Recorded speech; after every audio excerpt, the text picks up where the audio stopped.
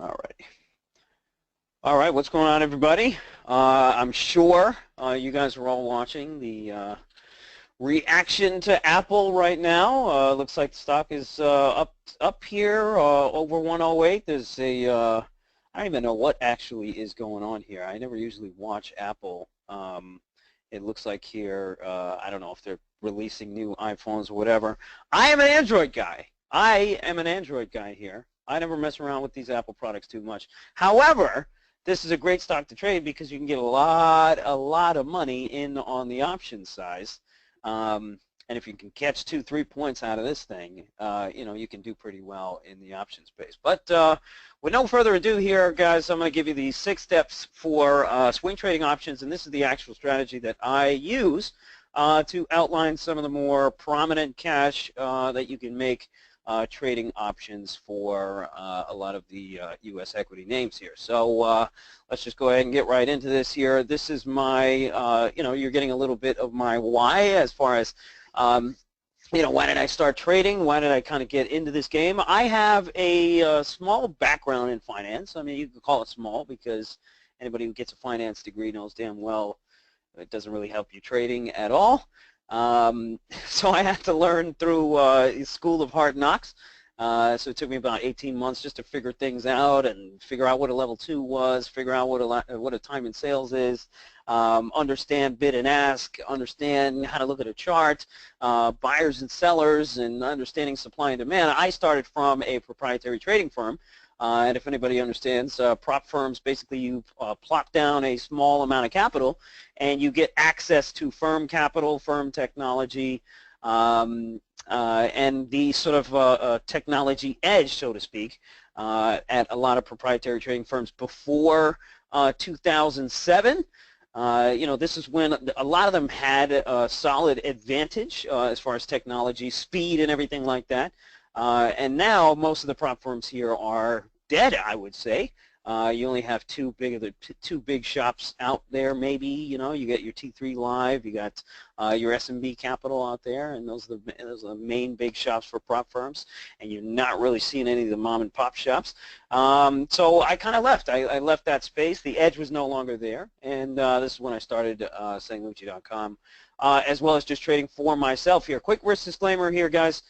When you're trading options, and most of the retail traders that you see out there trading options, as I think Option Pit alluded to it before, there's a certain kind of trade that the retail trader is looking for, and oftentimes they get, they're used as the herd, aka fodder for market makers, high-frequency traders to scalp and sort of destroy.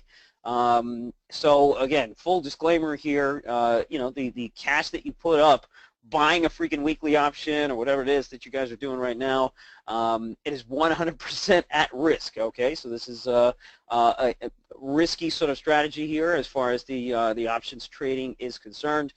Make sure you know all these risks going into it.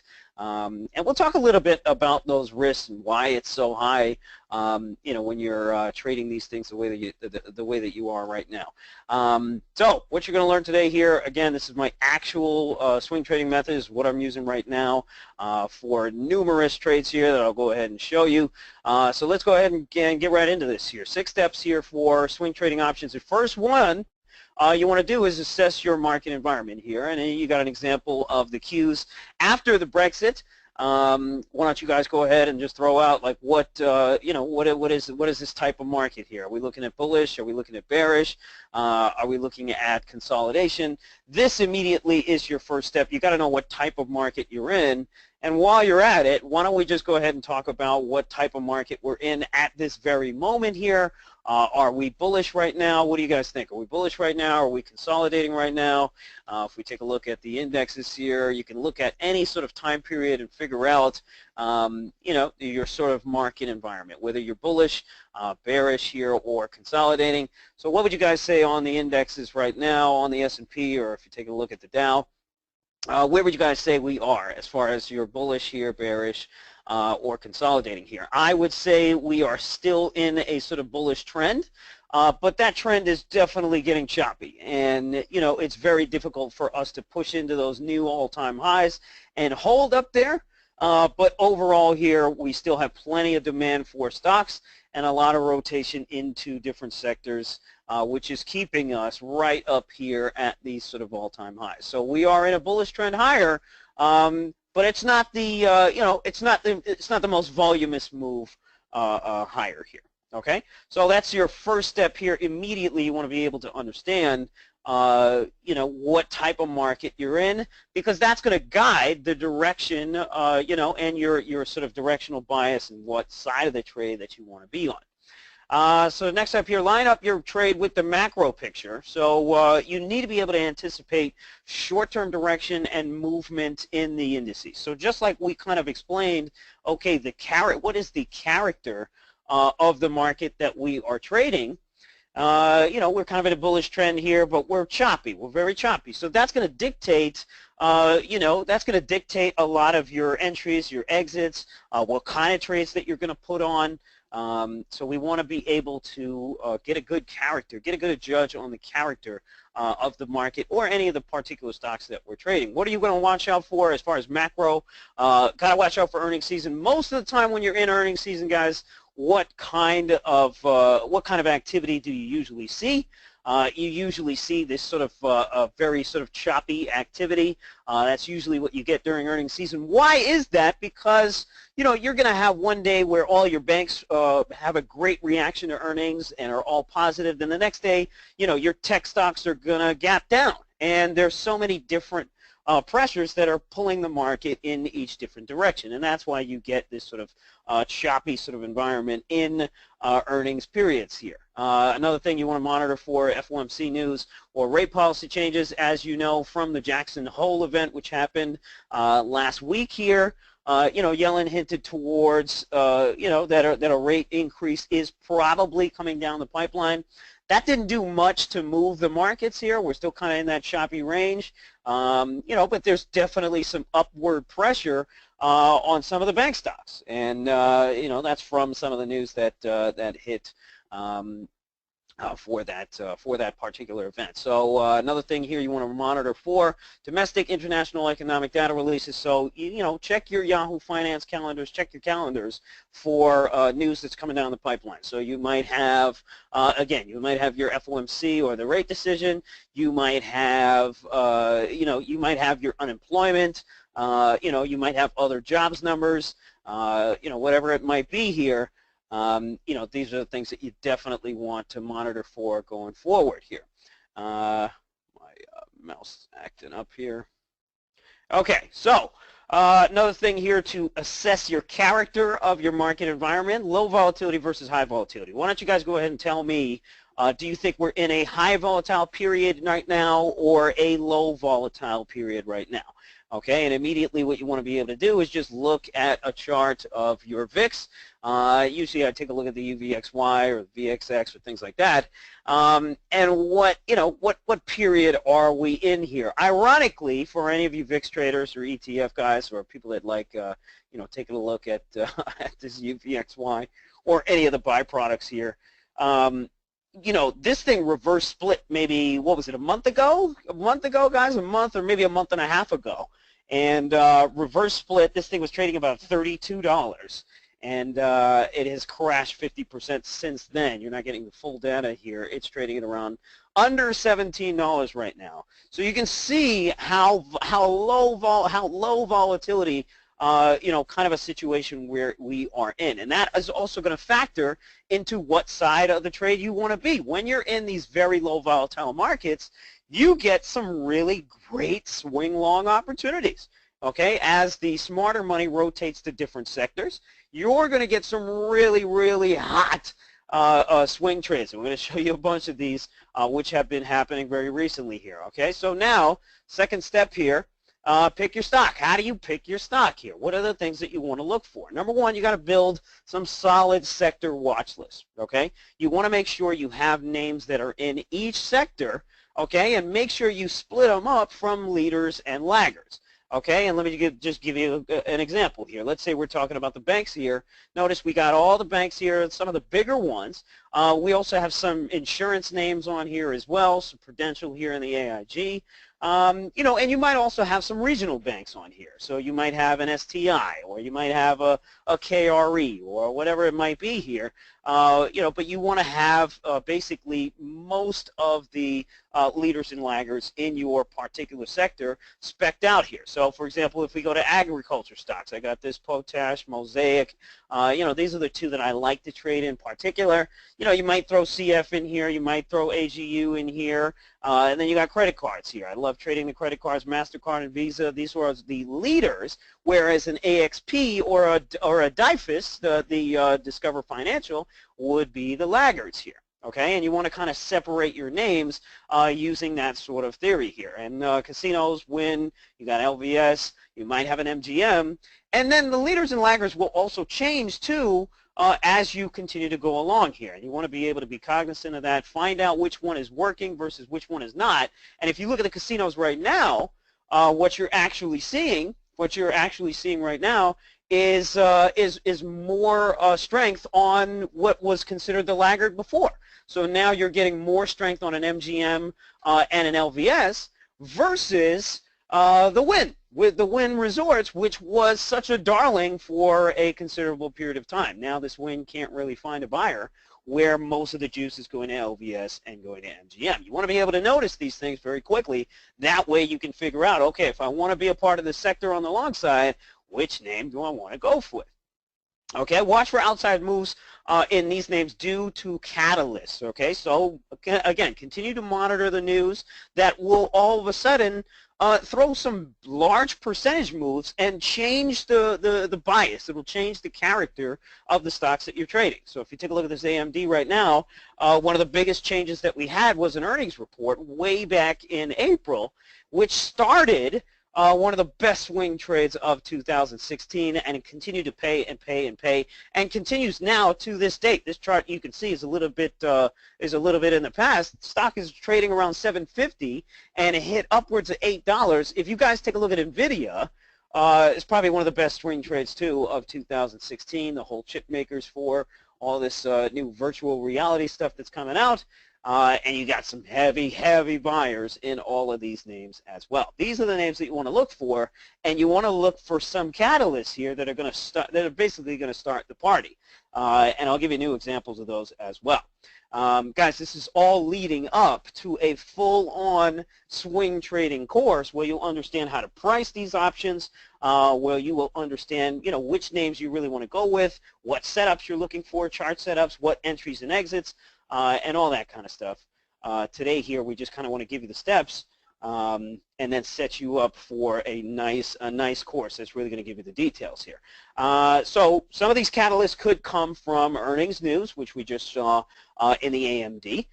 Some of them might be upgrades and downgrades, right? So you come in the morning, and then all of a sudden you'll see, you know, an analyst firm like Jefferies come out and raise targets on a PXD, on an Amazon, on whatever the hell it is, and you want to continue to monitor these analyst actions. Some of you guys may also look at options activity. We do as well. So when you come and join the Sang Lucci crew, you know, you get access to a lot of this options activity. So sometimes we'll monitor, you know, what some of the smarter money is doing out there as far as laying off premium bets on where they think some certain stocks could go, and we'll use that also to our advantage, just to kind of watch and see what the smart money is messing around with. Again, monitor your catalyst here that will come by way of news. Okay, next thing here for picking your stocks, you want to be able to scan your options chain and look for, you want to look for volume, you want to look for your open interest, and you want to be able to look for spreads too. Okay, so ideally here what you guys are looking for are tighter spreads. So if you notice here we're looking at an AIG, you know, you're getting spreads here about a penny or, you know, a couple cents at max. These are the, you know, these are the types of options here that you want to stick to, simply because they're much easier to trade, they're much less risky than, let's say, a name like a Priceline or a stock that's not heavily traded. You know, you could throw in Wynn as an example for this one as well, where your spreads are very wide, and sometimes you'll see point spreads, $2 spreads, or things like that. You want to try to stay away from those names. Stick to names that have some good volume and have some tight spreads. Okay. Anything that doesn't, you want to be able to throw it out there pretty quickly unless you accept the added risk that you're going to take for trading them, okay? So what's the next step here? How do you pick your strike price? I get this question all the time. How many of you guys have issues picking your strike price or picking your expiration? You know, these are problems here that I get quite often here from most folks. Out of the money versus in the money. You know, how do you pick that optimal strike price here? You know, watch your volume versus option interest, and then kind of how to calculate what stock needs to do for you to make, you know, for you to make some cash here. And let's give you a couple examples. You know, if I'm taking a look at this Netflix here and I see all this volume here, I see solid open interest. I want to go. I want to stick to where most of the volume is, and this way I know there's already buyers and sellers in that particular option. I'm not going to have any problems getting out of these options. Let's say if I have a 50 contract, 100 contract, sometimes even 200 contract position, I want to be able to know I can get in and out of these very quickly.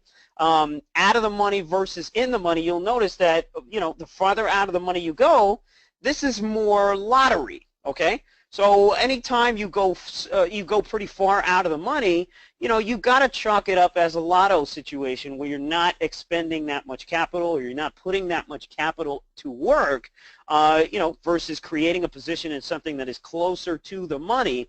Ideally, what you want to do is pick an out of the money option that goes into the money, all right? But you need to be able to select, again, an option that is not too far out of the money and enough time here. You need to be able to select going forward to give your stock time to get through your strike price and to really pay you out on that option, okay? So rule of thumb here, how to calculate what your stock needs to do for you to make money, and this is just a quick tool that, again, we're going to hammer home on the actual course, and this is something that you guys will receive just a lot of value from, and just being able to do this very quickly as soon as you take a look at your option chain. Anytime you're playing a call option, what you want to do is just add the value of your option to your strike price, okay? And what that's going to do is that's going to give you the price where everybody is willing to pay for a move to buy expiration, okay? And I'll give you an example right now, but that is where everybody who's trading that option right now is agreeing on a certain price that they're willing to pay for the stock to go to by expiration, okay? And this is what they're already paying for. You need more. You need more. You need something else that's going to push people to want to pay more for that particular option. I'll give you a perfect example, right? I'm in this price line right now, and let's go to a trading screen over here, and let's pull in a options chain on price line. Okay, so we're taking a look at price line. I'm in next week's. Let's see, what am I in? I'm in next week's 1450s, okay? And if you take a look at these, let's take a look at these. They're going for about 14 bucks. And if you look at the chart here, so, you know, this is the action for today. And if you look at what they're paying for, they're paying 14 bucks. So add $14, and again, I'm just ballparking it in between. Add 14 bucks to your strike price. And what do you get? You get a whopping $14.60 and change that they're already paying for this to go to, and that's within 7 trading days, okay? Now, what does that mean? That means they're already willing to pay for a move for this stock to go to $14.60 and change. That's what they're already willing to pay. You need more. How am I going to be able to sell this at 20 bucks? What's going to get me to sell this at 20 bucks? We'll take a look at the strike that's trading $20. This is a 1440 strike, and that's pretty much what, 4 points in the money. So if I want to be able to sell at 20 bucks, then my stock needs to be 4 points in the money. This stock has got to go to about 1454.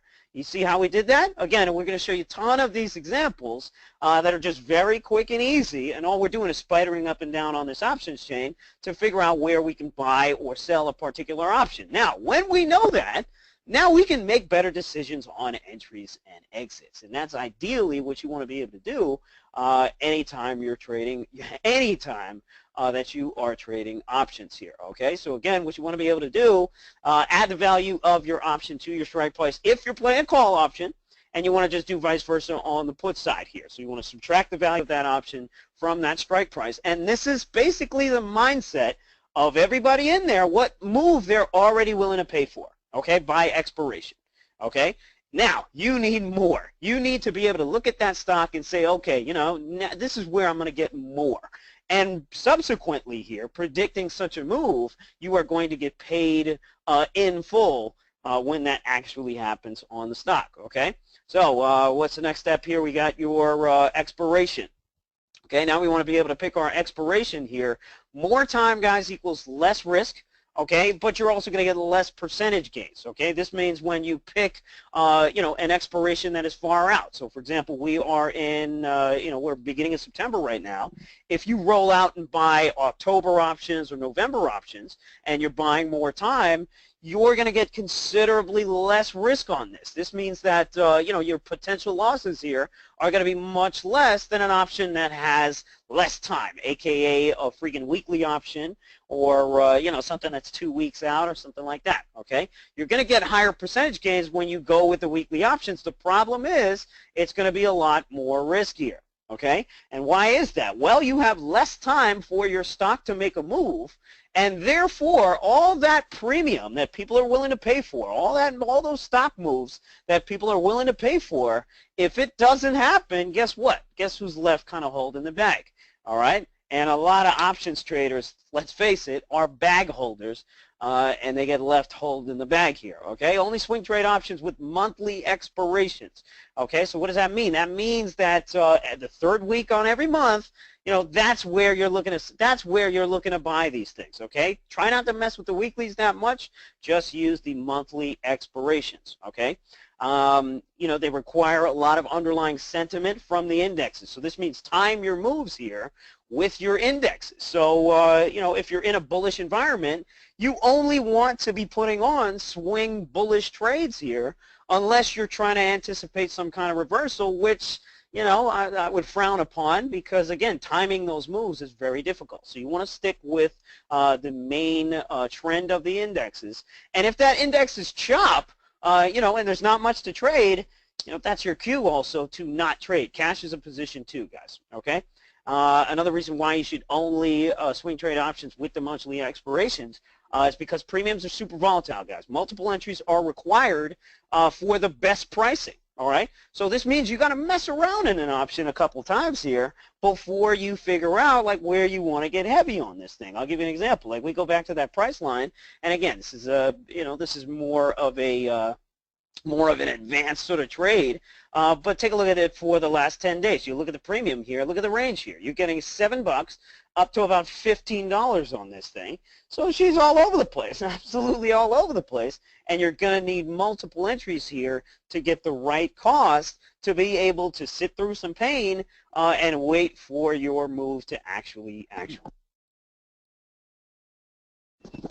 Okay, let's pop back over to the other screen here, and we'll go to the next step. That's how you pick your expiration here. Now we get to the most important part here, and this is your optimizing your entries and your exits.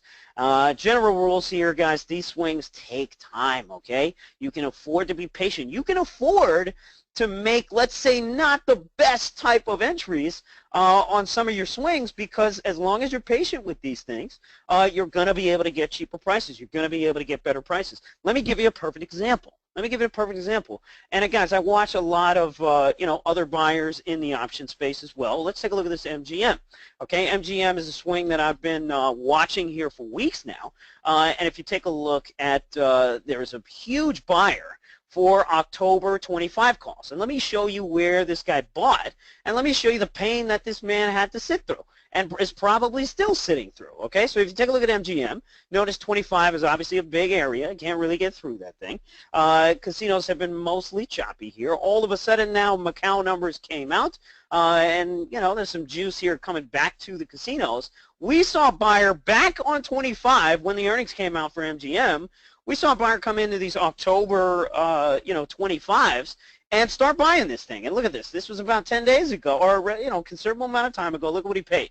$1.10 for 1,300 contracts. That's a lot of money. That's a lot of money. You're talking several $100,000 here, and this guy pays $1.10. Look what the option went. Okay, look what the option went. You're always going to have time to get better costs on these things. Okay. So even if you think a breakout is going to happen, we are in a market environment here where things aren't immediately, coming into fruition, so to speak. So you're always going to get a cheaper price, a way to kind of average your cost down here so you can stomach some of the pain here a little bit better. And then once you actually do get your move, you're going to get a great upside potential on these things. So again, your entries here, you can afford to be patient. When you're scalping, your decision-making skills have to be on point. Your entries have to be on point. Your exits have to be on point. And if either one are missing here, you're not going to have a profitable situation here. When you're swing trading, you got time. You got time to be a little patient. So don't get too aggressive here trying to buy into these things when you feel like, oh my God, this thing is about to move, this thing is about to move. You are always going to get a cheaper price. Okay? Now, after the fact, when it moves, then you're going to get the chasers. You want to be selling to the chasers. That's ideally here what you want to be doing. So once this MGM actually breaks 25, 26 area, that's where you're going to get the chasers here. And everybody's going to hop into it, and you are going to be selling right to them. And you're going to have the cost to go with it, okay, provided you are patient, all right? Let's pop back over here. Again, avoid the temptation of getting too heavy too early. You want to account for time decay when adding size. Anytime you're adding size to a swing trade, you need to always be cognizant of how much time you have left till expiration. If you only got 7 days, you don't want to be adding aggressively to, a swing trade that doesn't have that much time if your stock isn't already moving. You want to be able to add to, you want to be able to roll, and we'll talk about rolling options too as well. So some kind of tactics here that you want to use, start small, okay? Start small with only quarter position, 1/5 position here, and then slowly add. You only want to add to swings here on pullbacks if you're long and squeezes if you are short. Why is that? Well, you're going to get cheaper prices. You are going to get cheaper prices. You don't want to average your cost up and then subsequently be stuck to that cost and need, the stock to move basically in order to just keep your entry, in order to just keep your price. And also lastly here, market needs to be behind your trade. AKA, guys, if you don't have the market going in your position or at least not going the other direction, that's the things that you want to monitor there for.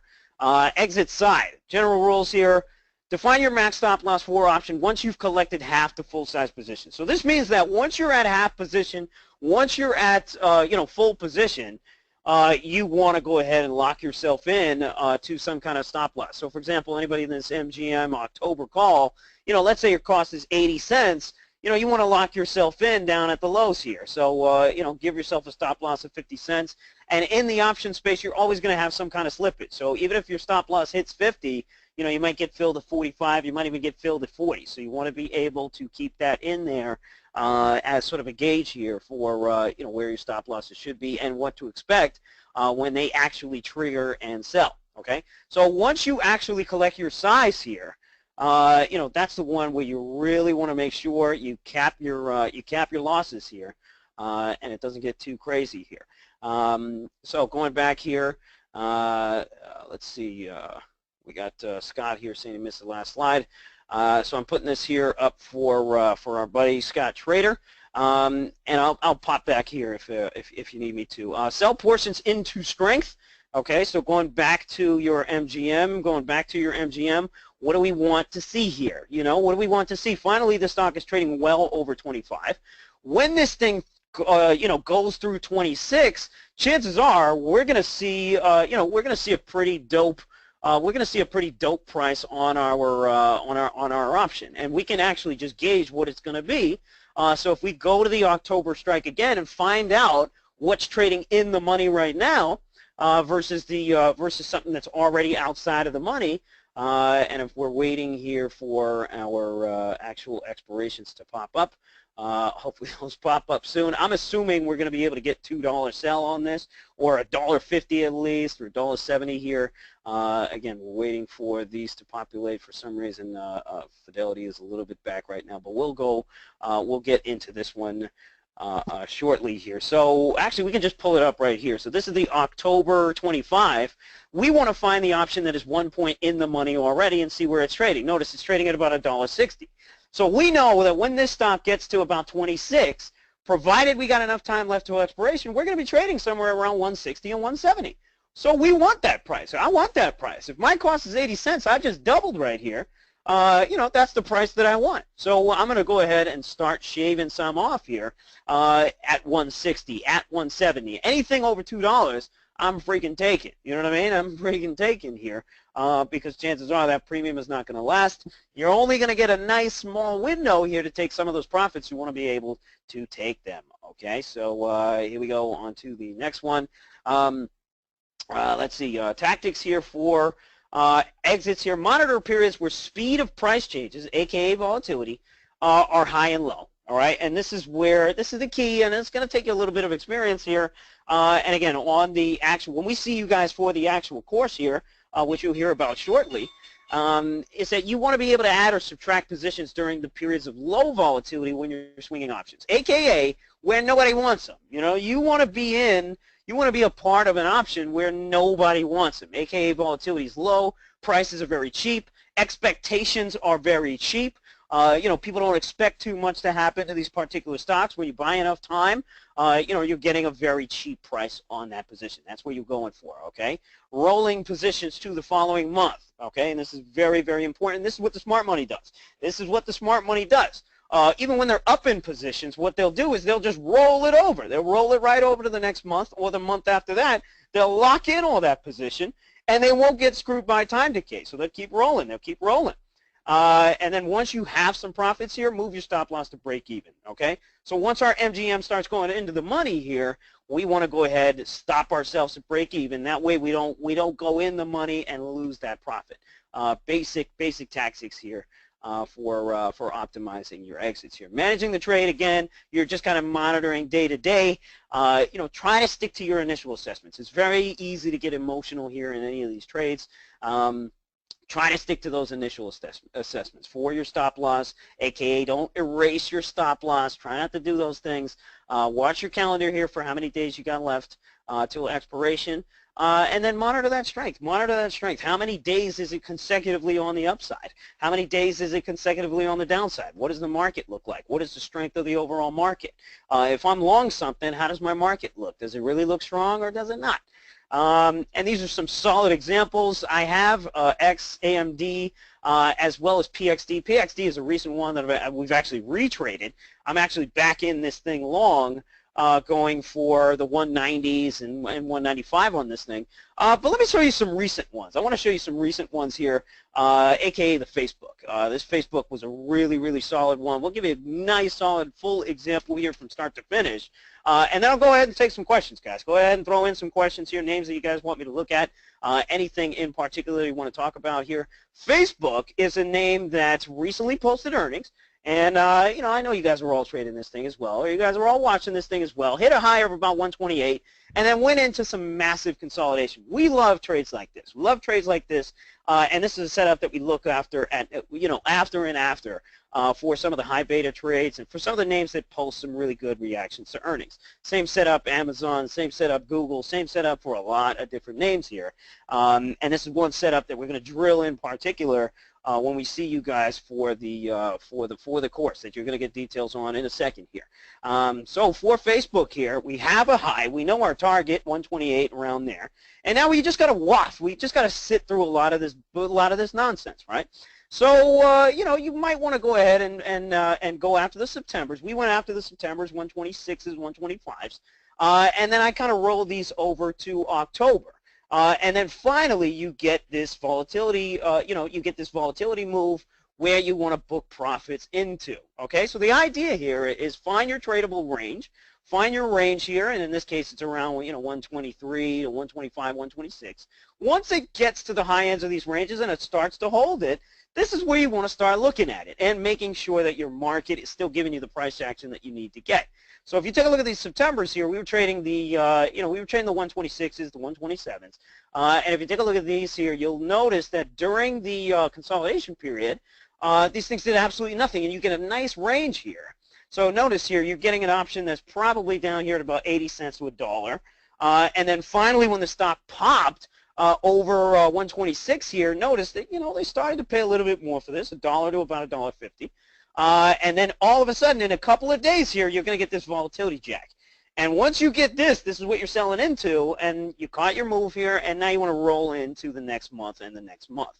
So October here, you want to roll into. Smart money has already rolled into October 130s and 135s. So they already took their profit on this move and are continuing to go and go and go. This is a ideal setup, which we're going to hammer home here for you on, when we see you for the course. And I keep talking about this course. What is this damn course here? Well, let's talk about it. So basically, guys, what you're going to get Monday here, September 19th, you're going to get 3 hours with me, and we're just going to talk about these big swing setups. And again, this is all I do. I will make. Again, when I'm trading at my best, I would say, when I'm trading at my best, I will only look at maybe 2 to 5 stocks during a monthly basis. And I'll just sit there and wait. I'll wait for these to give me these big 2-day, 3-day breakouts or breakdowns where I can really collect some solid premium on these things. And that's kind of that's what I'm really after. Okay, and these are the setups that I'm really after. So you're going to get strategies for any type of market environment. We don't have to be all longs here. There's going to be short opportunities as well. There's going to be consolidation opportunities as well. Places where you can use some margin here and possibly even sell some spreads and sell some volatility spreads because you've got a low volatility environment and there's nothing, absolutely nothing going on. So you're going to get swing trades for that type of market environment too, not just the sort of bullish setups that we're seeing recently because, again, market is at all-time highs, paying out some of the folks on the long side of the trade. And we're going to go more in detail on our pricing formula, okay? And basically this is the common sense approach here to taking a look at an options price and being like, okay, is this cheap? Is this a little bit expensive? How long do I have to wait for it to get cheaper? Do I have to buy, do I have to buy some more time? How do I really select the most solid options premium and what should be my entry for that? Just using this sort of common sense pricing formula, when you're taking a look at any option. And again, how to get the most out of your smaller accounts here, how to structure those accounts. Some of you guys have smaller accounts, some of you guys have cash accounts, some of you guys have a little bit of access to margin, you might have some solid cash in there to be able to write options. So we'll talk about all different size accounts and what are the best ways to work the capital game for those. You're going to get the best follow through Momo plays. We all the traders here call them the Momo plays. The Facebooks of the world. A lot of the bigger moves out here. And all of this is going to be very easy to understand that you can start putting to use immediately. And this is all going to cost you $97 here, sanglucci.com/swing/swing. And you can go ahead and take a look at the page here, get access to it immediately, and we're going to give you a bonus. We're going to give you a bonus. My background was always tape reading. My background was always tape reading. It was always assessing supply and demand, figuring out where that supply and demand is going to shift and give us, a big money-making sort of opportunity where you get this sort of release, here, and all of a sudden the supply and demand equation changes a little bit. So, how do you read this stuff? It's like, how do you read a level 2? How do you read a time and sales? We're going to show you all this stuff, and you're going to get a bonus access to it. So all of a sudden, you're going to be able to look at a time and sales and understand all this stuff. Understand how many shares, what this means here when 1,000 shares go off for 131 and a nickel here, and all of a sudden the quote is showing you X, Y, and Z. What does all this mean? Who's buying? Who's selling? How are they buying? How are they selling? And that is, to me, a big edge here on, some of the other game out there. You can use your technicals all day. You can use all that stuff all day, but all of that comes from the root. And the root is tape reading. It is tape reading. Guys, let's go ahead and take some questions. Any questions you have? Any names that you guys want me to take a look at? I got a couple here. I know you guys got a couple. There's a lot of people asking about Apple here already. Again, only $97 here. You're going to get my best option swing setups for any type of environment. This means consolidation, bullish here, bearish, whatever it is, and you're going to get that for just $97. Sanglucci.com/swing. Why doesn't everybody do this, right? Why doesn't everybody do this? It takes work, and there's a lot of patience that this requires. It does require a lot of patience. And a lot of traders, you know, they let's face it, they don't have a lot of that patience to sit there and watch just a couple of names or watch just a group of names and try to figure out where all of a sudden there's going to be a break from the norm and some opportunity, okay? Their laziness, guys, is your edge. I've taught a lot of traders. Some of them have gone on to be ridiculously successful, even more so than me. I had a guy who actually worked with me when I started all this, and I used to do one-on-one coaching. I used to do a lot of one-on-one coaching, and this guy would sit with me and work with me every single day for about an hour every single day. And I taught him how to read tape. I taught him how to read supply and demand, and that's what I used to do. Before things got a little bit easier, and you know, you can kind of just take a look at a setup, you know, kind of from start to finish. But this guy, I taught him everything, and from my teachings here, he has basically gone on to quit, you know, his day job. He was a software engineer, getting paid well. Software engineers, you know, they all get paid 100 G's, 100 counter, 150K. You know, and I was able to set this guy free, and he consistently makes money out of the market right now, and is able to travel and do a lot of the things that, you know, a lot of people don't get to do here. We got some questions here coming in. Martin is saying, how is it possible to do tape reading in swing trading? You are watching few stocks and watch every option trade and wait for big buyer and seller, confirming the chart setup. Martin, you know, you're not watching, you don't have to watch everything. And again, this is the thing with tape reading. You have to watch the feel of it. You gotta be able to get a feel of it. And again, this is why most people don't want to do the work, you know, when it comes to tape reading. Am I watching every single options tick? Absolutely not. Absolutely not. Okay, if I was, I'd drive myself insane. And watching too many of the ticks creates way too many emotions. It creates way too many emotions. Tape reading is about assessing what the market is telling you, aka the environment. Who's buying, who's selling, and who's bigger at that moment, right? If there's a bigger buyer at that moment on the options or on the stock, whatever it is, you know, I want to know why. Why is it at that moment here, all of a sudden, you know, you're getting this gigantic vol spike, and then all of a sudden you're just getting people that want out of this option, right? Understanding why these moves happen in the option space is so huge. The perception of this, because of how the stock was trading, was worth $2. People were willing to pay $2 for this. And I'm looking at Facebook today. You look at the 2-point rip on this thing, and now look at the perception here. Even on a simple pullback, and in reality, the stock went nowhere. The stock's still closing at 131. It's only 80 cents off the high. So why was the perception enough for people to pay $2.25 up here, and now it's only enough to pay $1.30? What's happening?